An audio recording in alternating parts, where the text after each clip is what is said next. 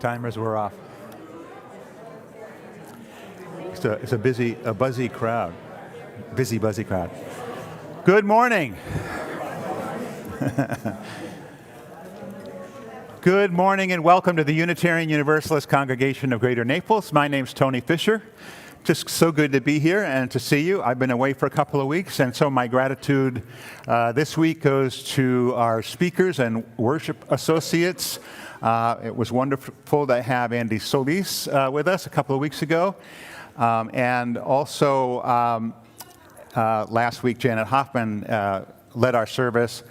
Wonderful job. I watched both of them. And also to our worship associate, Steve Espinosa, and the special guest, Bobby Berglund, as our worship associate last week. So thanks so much for that. It was great. Just a couple of brief announcements this morning. One is that there is a new exhibit in the gallery this summer of wonderful whimsical art. I was trying to find that right word. With a whimsical art. So if you haven't been down, take a walk down to the gallery, which is at the end of the long corridor out here, and enjoy that. The other thing I wanted to mention right off the top is that this evening at 5 o'clock, opposite the entrance to the new detention camp, there will be a prayer vigil. If you're interested in going, please come up forward after the service and let me know. So this is a prayer vigil that's being sponsored by a broad coalition of interfaith and justice organizations across the state. This first one at 5 o'clock on Sunday is just the first of many. 5 o'clock Sunday evening for as long as we need to be there and express ourselves through our values, through our religious traditions. So if you'd like to be there, then let me know. I have some instructions for you. Welcome, Patty Bryan, our worship associate for today. I leave the rest to you. Okay. Thank you, Tony. It's great to see everyone here in the sanctuary, the masochists out in the heat, and others viewing on the internet. I'm delighted to be with all of you this morning. Let me add my welcome to all of you, old friends and new, as we come together to practice the art of community. We're all growing, all learning, all loved. We strive to live our values such as kindness, generosity, love, and justice in our everyday lives. A special shout out to those of you who may be new or relatively new. May we help you find activities to meet your needs and bring connection. Our service today is about diversity. That's a nasty word in some political circles these days, but it is something that we who use have talked about for a long time. And that's a goal that we aspire to in all of our congregations. We just haven't totally figured out how to get there. And now, for the moment, let's take some deep breaths, relax, and center ourselves at a time of worship with this morning's prelude.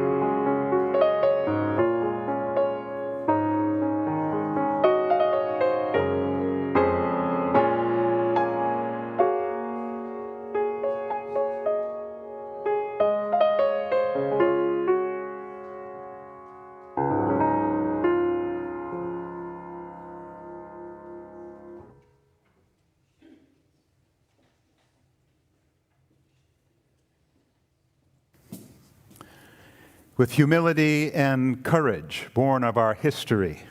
We are called as Unitarian Universalists to build the beloved community, where all souls are welcome as blessings and the human family lives whole and reconciled. With this vision in our hearts and minds, let's join together in saying the chalice lighting response, printed on your order of service or on the screen in front of you. May this flame stir our hearts and remind us of our vision to be truly welcoming, to grow in mind and spirit, and to widen the circle of peace, justice, and love.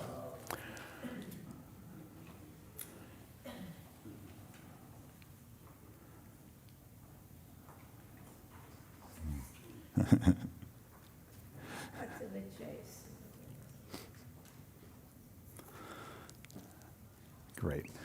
And let's rise in body or spirit and join in singing our opening hymn, Come, Come, Whoever You Are. We'll do it as a round. How about that? Yeah. Yep. Oh, yes. Well, I'll lead this side. Sean will lead this side. We'll start together doing it once, and then we'll split up, and then we'll stop sometime soon.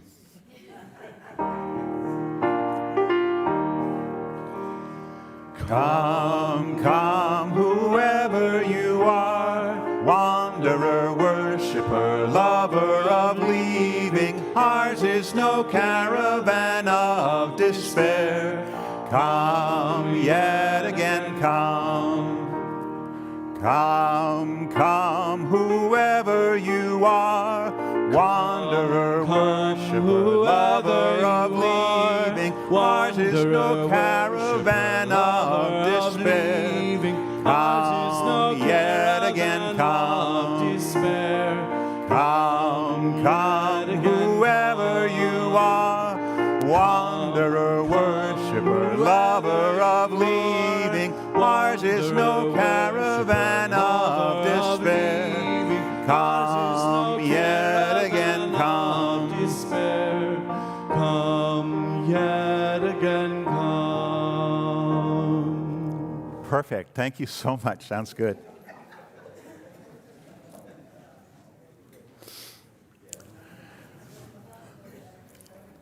So the last time, the time before this past time when I was away, think about that, it's in June when I was away, Ann and I and Stephanie St. John and Vincent Keys were in Baltimore attending the Unitarian Universalist Association General Assembly. And for those of you who don't know, just like most major traditions, we have an annual gathering of Unitarian Universalists. It moves around the country. And this year it was in Baltimore, Maryland. It was a wonderful event, and there were, I believe, well, it says right here, 3,279 Unitarian Universalists in attendance. From 592 congregations in 48 states and 4 countries. So that was, and there were members attending through the internet. About 800 people attending as attendees and delegates to the conference online. So it was a robust year in terms of attendance and. The business of the association. We are nationally, as we are here locally, a democratic institution. And the work of the association, which is an association of congregations, is done annually at this meeting. Any bylaw changes, any elections to be done, any statements of conscience or such are voted on by the delegates who are there. And beyond that, beyond the business, there's a rich array of workshops and worships, and it is a wonderful thing to attend because you are there with all these crazy Unitarian Universalists, you do see, why people look at us kind of strangely every once in a while. So this year we elected 2 new co-moderators. The co-moderators moderate the General Assembly business sessions, and they chair the Board of Trustees of the association. So it is sort of the highest ranking volunteer position in our movement, and we have 2 new moderators.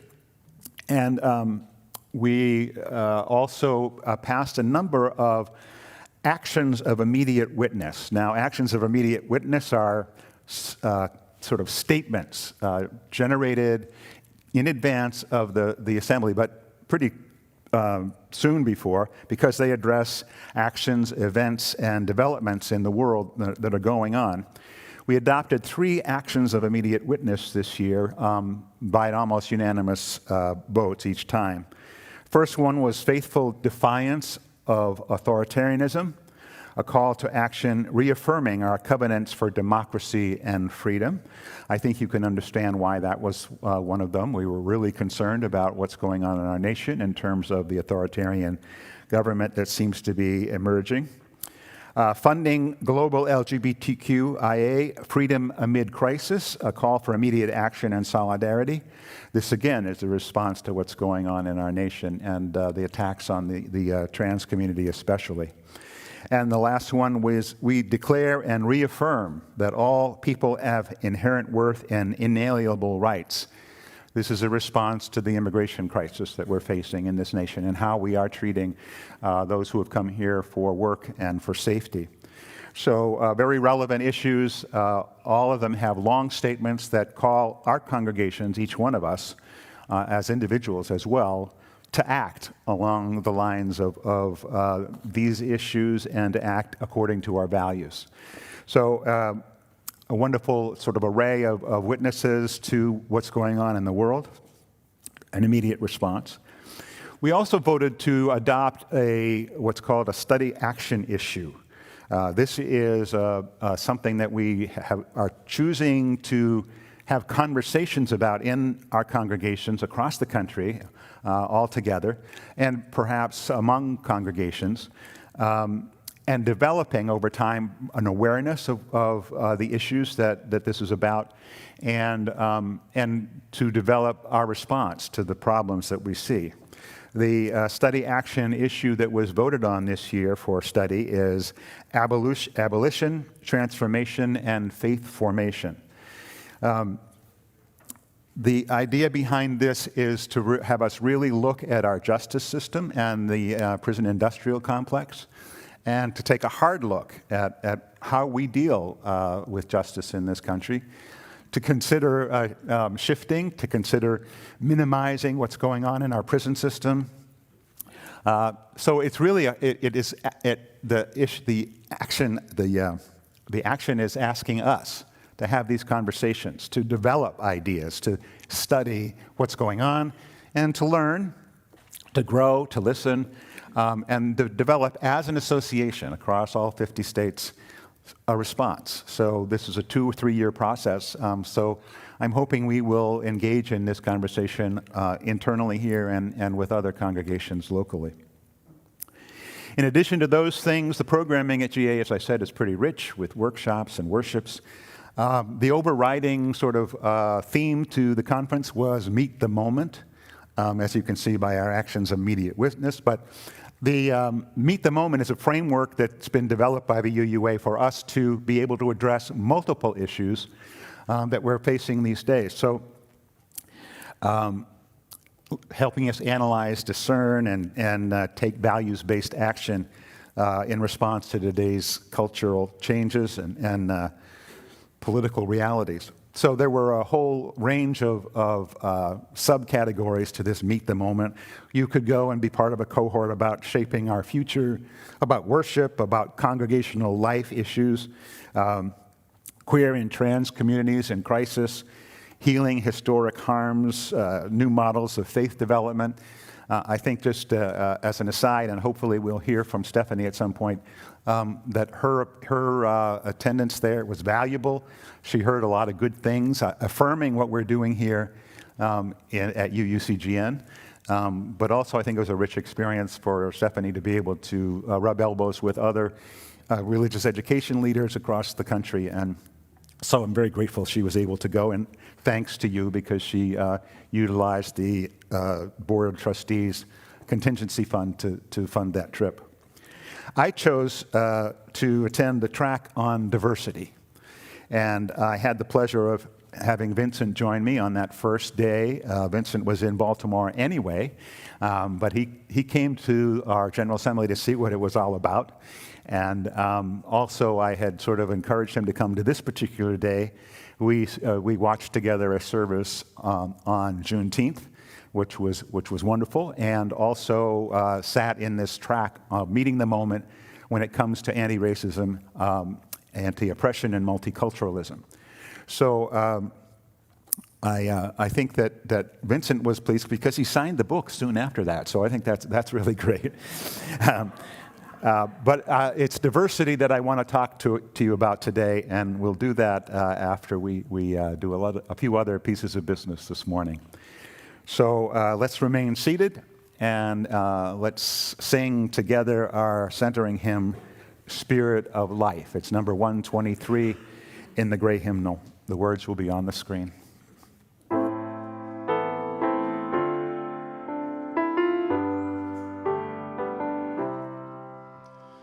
Spirit of life, come unto me. Sing in my heart all the stirrings of compassion. Blow in the wind, rise in the sea, move in the hand, giving life the shape of justice. Roots hold me close, wings set me free. Spirit of life, come to me, come to me. Fuente de amor, ven hacia mí, y al corazón cántale tu compasión. Sopla a volar, sube en la mar, hasta moldear la justicia de la vida. Arraigame, libérame, fuente de amor, ven a mí, ven a mí.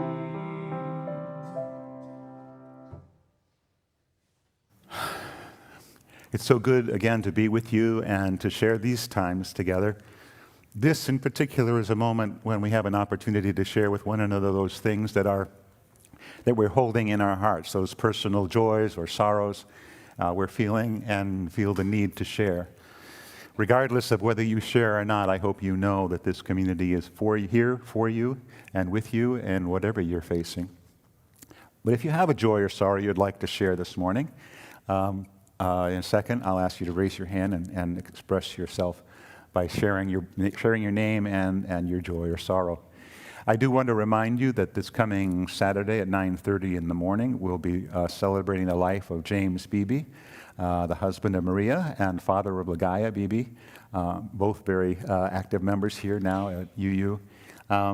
James was a Unitarian Universalist. He was a trained minister, and ended his training soon before I did in 2012, but never wanted to be ordained, never was ordained, but carried obviously all that training into his world, into his values, into his life.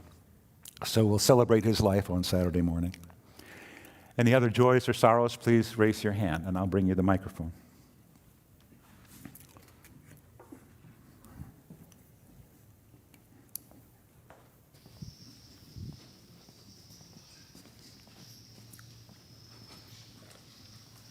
Good morning, Tony, everyone. Vincent Keys is my name. I am just so happy that we are finally at the end of summer, at least for our school kids who will be returning in about 2 weeks. Diane and I brought back a group from the Naval Air Station in Pensacola, Florida, and many of them had the joy of their lifetime.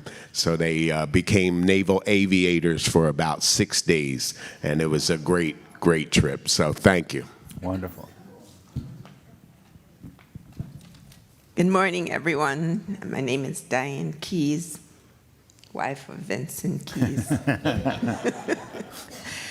I was just thinking about diversity, and I don't know if you all know, but I'm originally from Jamaica, and our motto is out of many, one people. And I don't understand diversity because we are who we are, just people. And when you talk about it, we have always been the only. My husband was the only person of color in his department. We'd move to a neighborhood, we'd be the only person of color on that street. We'd be the onlys. Is that what diversity is? The onlys?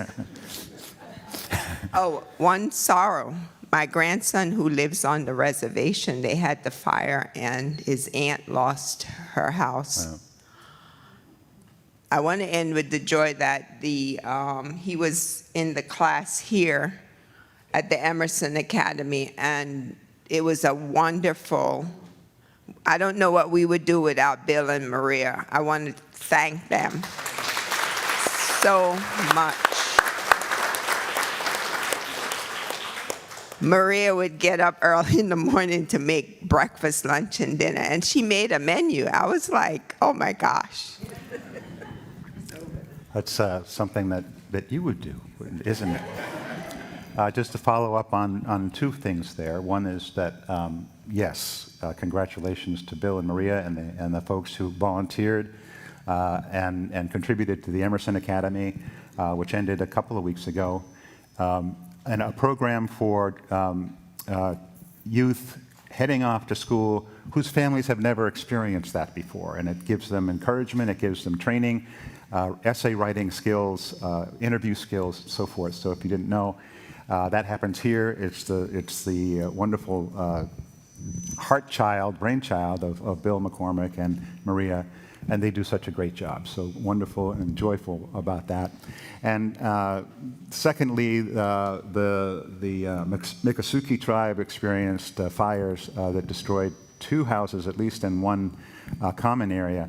And there is a fund that's being set up, and we'll let you know about that to help them recover from that. So we'll keep you informed about that. Other joys and sorrows? I'll go this way. Janet. Hi, I'm Janet Malozzi, and I have 1 sorrow and 3 joys. Our sorrow was yesterday we said our last goodbyes to a friend of over 50 years, fellow UU. We watched by Zoom his celebration of life ceremony at his UU in Syracuse, New York. Our joys are we were traveling to the Northeast, visiting family in Maryland, New Jersey, downstate and upstate New York in 10 days. It was a lot of traveling, but so much fun to see everyone. And then we got back the day after our 2 daughters from Kansas and came to visit for a week with the kids and the dog, and we had a wonderful time. So we're grateful that you spend time with our family. Thanks, Jan.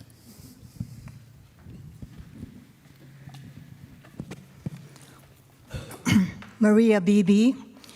The joy is celebrating my 77th birthday. Last July 1, with my kids and their kids and James's sister in Georgia. The sorrow you've heard already, but we have been grieving since 7 years ago when we heard the diagnosis of dementia, Alzheimer's, mild cognitive. And it's so sad to see your loved one lose their memory, desire, and vision.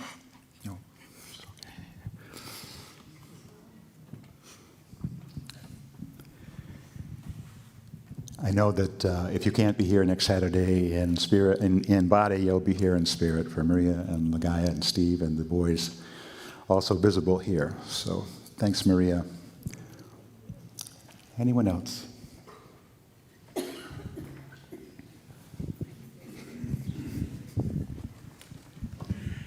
I had the pleasure of working with Bill with the Emerson kids, and they all a lot of them this year came from Immokalee, and their parents are migrant farm workers, some of them. They're just amazing kids. They're fantastic kids, and I had an amazing time with them. But afterwards, they came up to me, and some of them said that their parents were afraid to go to work in the fields because of what's happening right down the road from us. And so they, 10th graders and 9th graders, are going to the fields and working for their parents. And it just broke my heart to realize that it's that bad and it's right here. And I had a conversation with Bill, like, what can we do? And that's still being formulated. We have to think about how we can respond, but they're our neighbors. Thanks, Joanne. What else?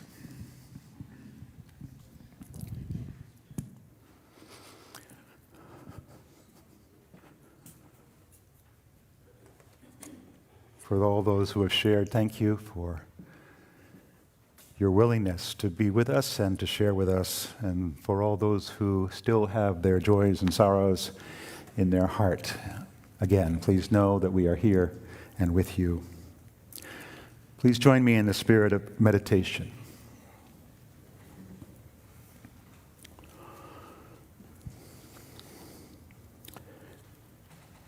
They teach us to read in black and white. Truth is this, the rest is false. You are whole or you're broken. You belong or you don't. Who you love is acceptable or not. But life tells its truth in many shades and tones. We're taught to think either or, to believe in the teachings of Jesus or Buddha, to believe in human potential or a power beyond a single will. I am broken or I am powerful. But life embraces multiple truths, speaks of both and of and. We are taught to see in absolutes, good versus evil, male versus female, old versus young, gay versus straight. But let us see the fractions, the spectrum, the margins. Let us open our hearts to the complexity of our world. Let us make our lives and our communities sanctuaries to nurture our many identities. The day is long past when we should realize that the world of many colors is more gorgeous by far than monochrome. That a river of many hues can ebb and flow over the static, stubborn rocks in its course. That the margins hold the center. Let's share some time in silence.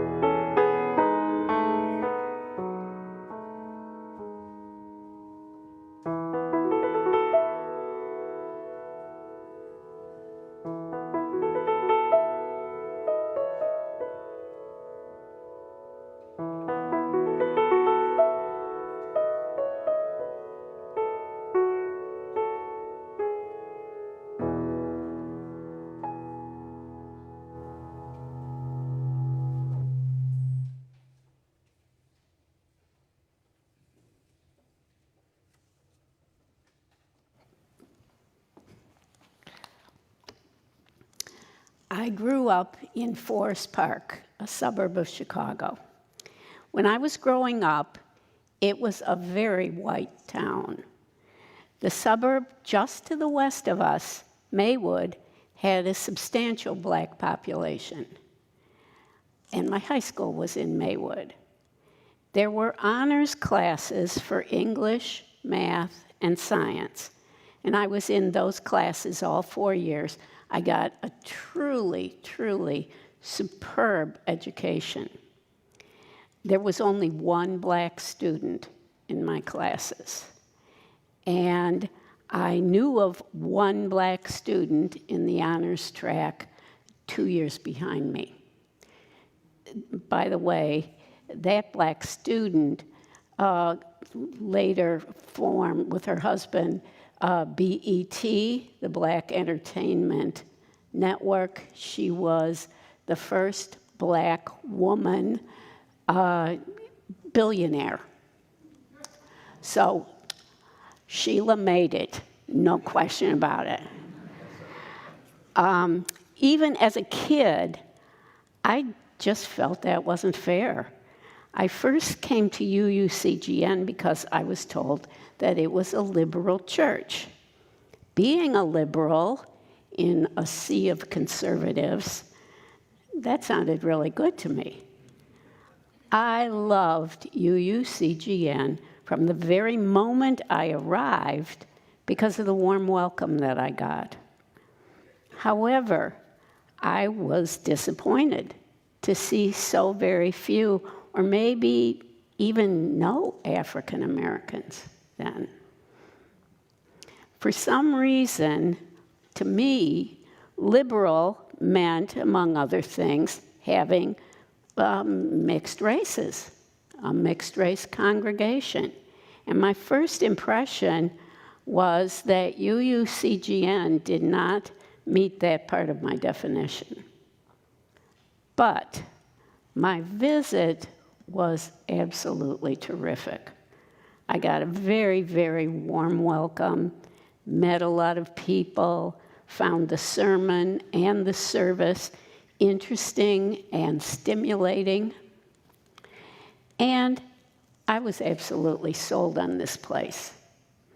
I was really very, very excited about UUCGN, and still am, by the way. When I went home, I told my husband about my visit and about the fact that I had been disappointed about the race issue. And he was surprised that I was surprised. He said, Patty, in the United States, the time in the week with the least integration is the church hour. And I will remember that until my dying day.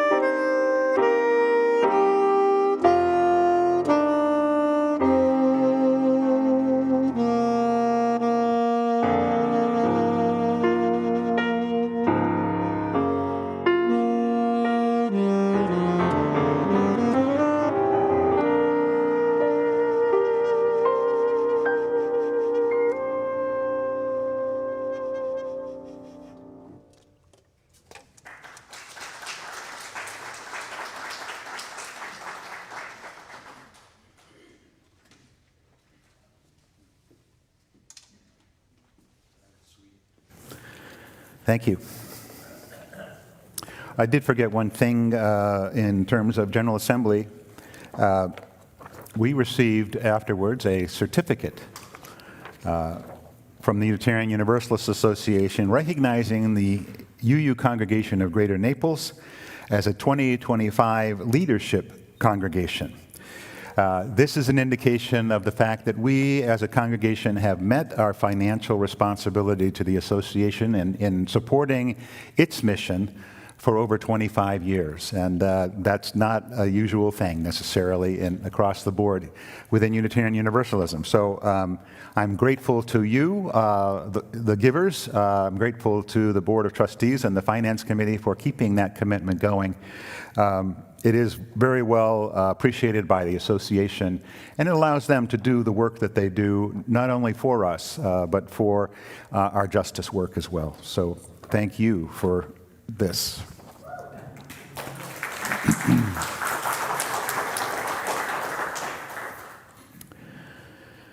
I've had a number of people share with me the same reaction that Patty had when she first came here to UUCGN. And each time I hear it, I know I start to sort of shrink and get that defensive feeling. Having grown up in Unitarian Universalism, this is the water that I've swum in for my whole life. And I love it, obviously. But what Patty sees, I think, is an essential flaw in who we are and what we represent. I've also had a number of conversations with longtime Unitarians, especially, I would say those who identify more as Universalists historically don't have this same feeling, but Unitarians who basically say, we are who we are. What you see is what you get. You can't teach an old dog new tricks, basically. What we have here is what appeals to this group of people, and that's fine. That's what happens on Sunday morning everywhere. But I have never been comfortable with that either. So I chose this diversity track at General Assembly this year for my own reasons, obviously, but also because this congregation continues to voice, as do many congregations, its desire for greater diversity here within the walls of the congregation. 2 years ago, or just about 2 years ago now, in our congregational survey, 164 of our members, and that was basically the total number of respondees to our survey 2 years ago, identified diversity as one of the priorities they would like to see us address over the next few years. And that resulted ultimately in that survey sort of began to feed our visioning process. And what you see on the back of your order of service, our vision, speaks clearly to that desire. The middle paragraph says, embracing diversity. We hope to embrace diversity, generosity, and joy. We are committed to becoming a more open and inclusive congregation. So it is in our DNA to want to see some change. And so I chose this track to sort of understand what's going on at the Unitarian Universalist Association and how they are supporting their work, their continuing work of anti-racism, anti-oppression, and multiculturalism, which has been their bywords for more than 25 years. They've developed programs after program to try and help transform our congregations, and there's a tremendous amount of resistance. And it's not overt resistance. It's not that we don't really want what we say we want, but it also appears, given my understanding of change and transition in organizations, that we have some competing commitments in terms of what we want and what we talk about. So we say we'd like diversity, but there's something we're doing. There's something we're doing that sort of holds that off. And what I want to talk about today is the challenge of meeting that issue straight on. We've expressed it in our vision that that's what we'd like to do. And so how do we go about doing that? My subtitle today is Building the Beloved Community. Now, that's one of those terms I think I mentioned earlier in the year that people sort of hear and it sort of wafts over their heads and they sort of have a wishy-washy idea of what that means. I've been reading the biography of John Lewis lately, Representative John Lewis, a civil rights warrior. It was his lifetime goal to seek and find and help create a beloved community. And what he saw as a beloved community was a society of equity and justice where the deep wounds inflicted by centuries of exclusion, prejudice, and discrimination have been acknowledged and addressed. That's what he was seeking. The phrase beloved community was coined by Josiah Royce in 1913, and he characterized beloved community as a perfectly lived unity of people joining in one divine chorus. He called it the principle of principles to which we as human beings should aspire.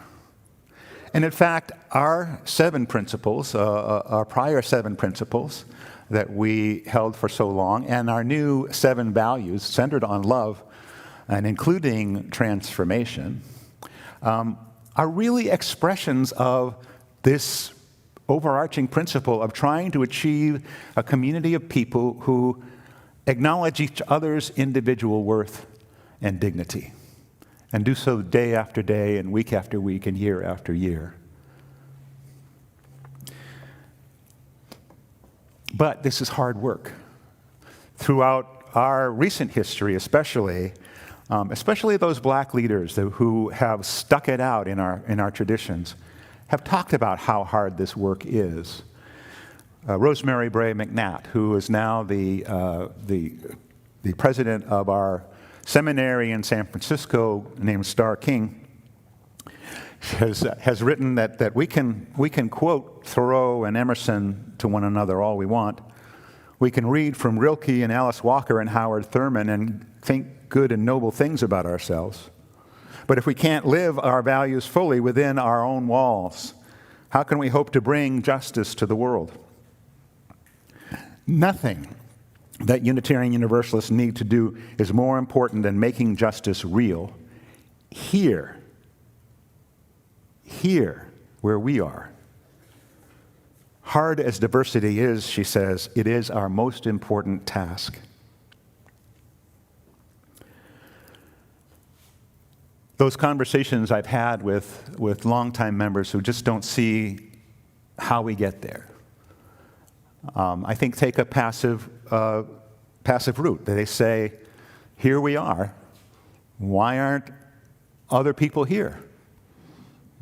And we have a wonderful story to tell. We have a good set of universal values. Why don't they show up? Well, first of all, we don't advertise.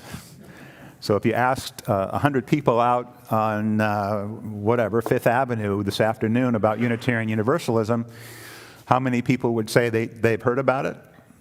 Any guesses? I don't have an answer, but it's probably less than 10%. So we don't advertise.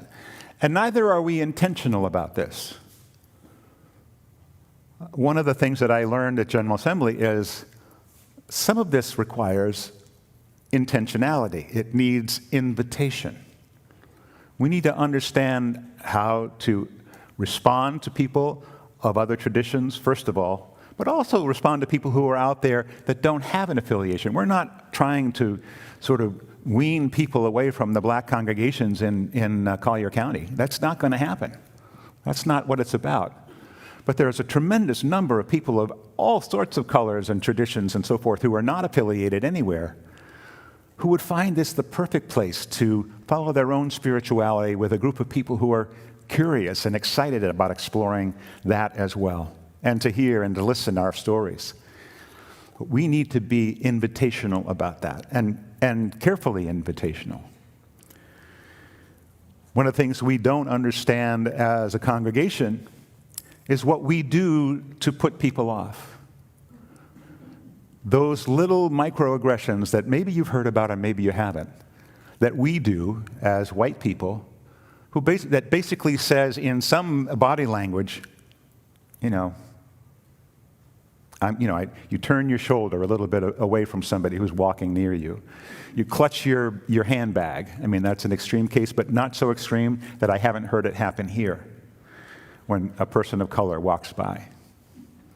We're cliquey on the pavilion in coffee hour after service, which doesn't leave the possibility of meeting new people and having great new conversations.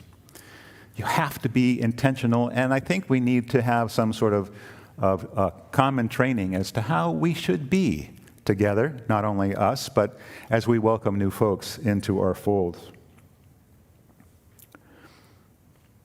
Ours is a multicultural society. And lest we forget that there were people living here before Europeans arrived, it's been that way since the beginning of our nation. Anyone who might suggest otherwise doesn't know their history. Sure, it's true that white Western Europeans of Protestant background who migrated to this country and after the age of exploration have ruled the roost for much of its history, using the twin concepts of doctrine of discovery and manifest destiny to push across the continent, subjugate, and almost eliminate the indigenous population, and lay claim as the dominant culture. To the victors go the spoils. The winners write the history, right?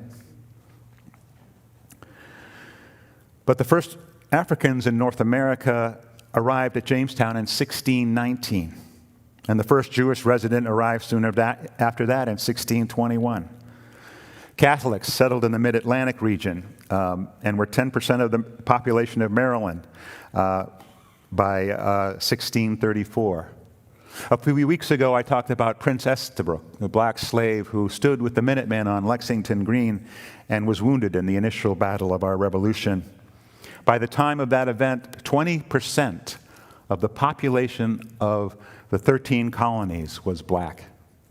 20% in 1775.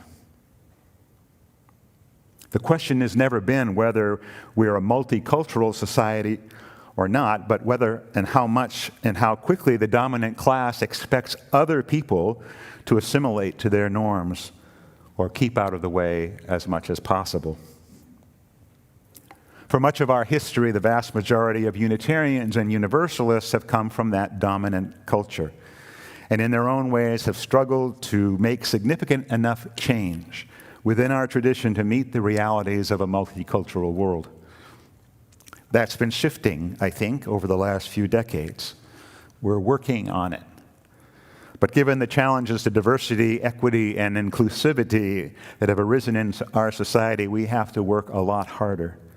We need to be continually searching for more and better ways to talk our talk, to walk our talk, and build that larger community of peace, justice, and love.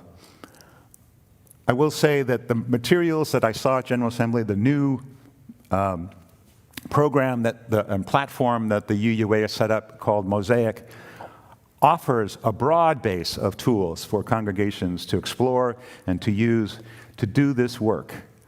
And as we develop our own strategic plan for the next 3 years, I think it will be important, at least this is me sort of lobbying, I think it'll be important for us to weave into that strategic plan ways that we can enhance our presence here, our receptivity to new members, and our diversity as we go forward.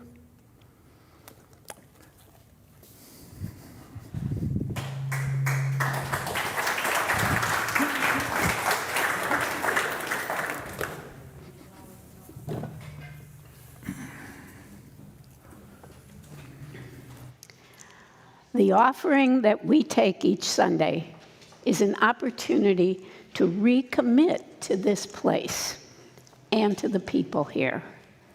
Our offering is an affirmation. When we give, we say yes to what we value. For those online, Please send your contribution to the address on the screen or use our website at uunaples.org. All gifts are truly appreciated. The ushers will gratefully receive your offering.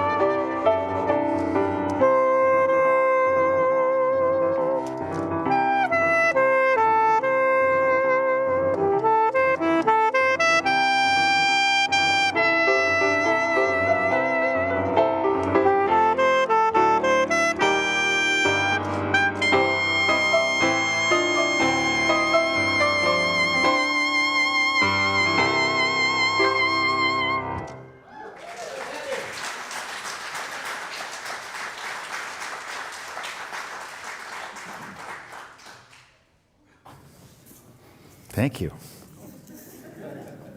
I had the pleasure of listening to Reverend John Crestwell at General Assembly talk about new styles of worship. John is the senior minister at the UU Church in Annapolis, and one of those longtime black leaders who stuck it out in our faith tradition despite his frustrations and the work that he's done. But one of the things that's happened in Annapolis is that they've added 180 members over the last 3 years by changing the way they do things. The other thing that I went to at General Assembly that was really inspiring was a workshop on membership given by the membership coordinator of that congregation and all the things that they do, including today, as we sit here, they're having a congregation-wide training on how to be a welcoming congregation.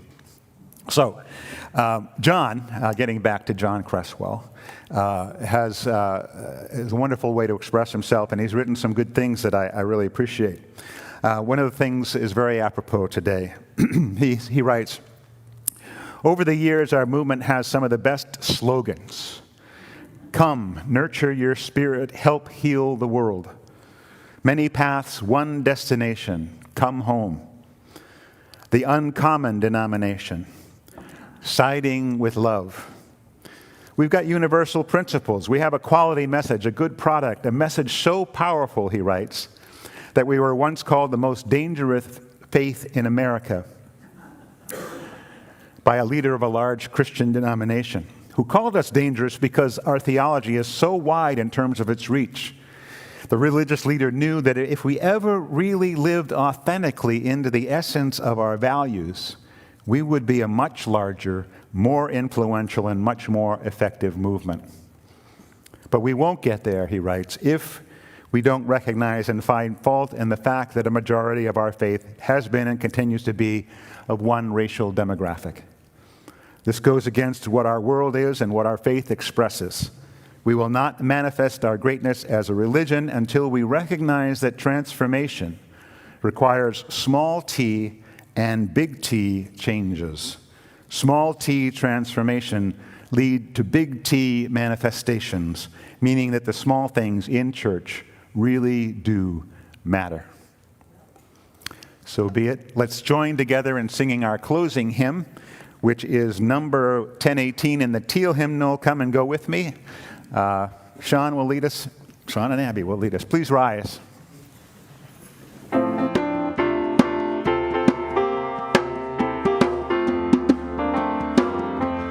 Come and go with me to that land. Come and go with me to that land. Come and go with me to that land where I'm bound, where I'm bound. Come and go with me to that land. Come and go with me to that land. Come and go with me to that land where I'm bound. There'll be freedom in that land. There'll be freedom in that land.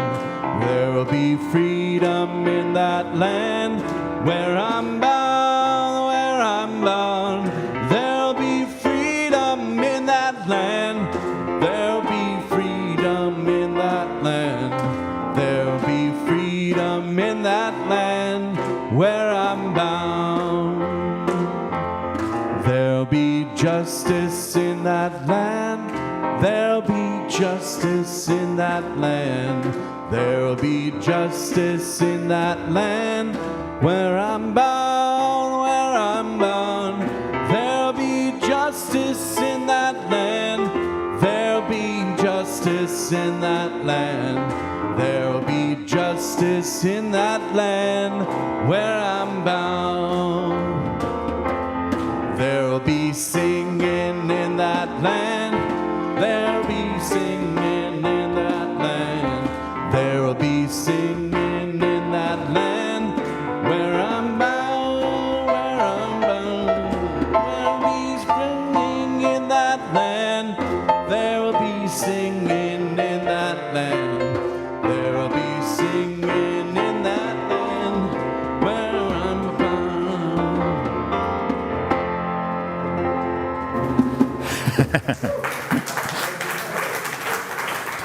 Go out into the world in peace, have courage, hold on to what is good, return to no person evil for evil, strengthen the faint-hearted, support the weak, help the suffering, honor all beings. Have a wonderful day.